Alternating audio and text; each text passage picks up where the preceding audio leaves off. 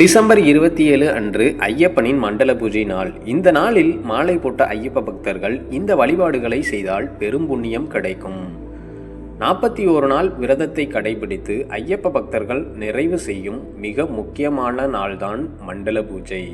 December 27 அன்று இந்த 41 நாள் தவம் பூரணமடைகிறது. உடல் கட்டுப்பாடு, மன சுத்தம், ஆசை அடக்கம், பக்தியில் நிலை பெறுதல், இந்த எல்லாவற்றின் முடிவு பூஜை தான் மண்டல பூஜை. இந்த நாளில் செய்ய வேண்டிய முக்கிய வழிபாடுகள்: அதிகாலையில் ஐயப்பனுக்கு அபிஷேகம் செய்ய வேண்டும். நெய் அபிஷேகம் செய்யலாம். ஐயப்பன் நாமத்தை 108 முறை சொல்ல வேண்டும். அன்னதானம் செய்யலாம். ஏழை அல்லது முதியோர்களுக்கு சேவை செய்யலாம். இந்த பூஜையை மனதார செய்தால் குடும்பத்தில் அமைதி கிடைக்கும். தடைகள் அனைத்தும் உடைத்தெறியப்படும். மனதில் புது தைரியம் ஏற்படும். ஐயப்பனின் பூரண அருள் உங்களுக்கு கிடைக்கும். மண்டல பூஜை என்பது ஒரு முடிவு அல்ல, அது ஒரு புதிய பாதையின் தொடக்கம்.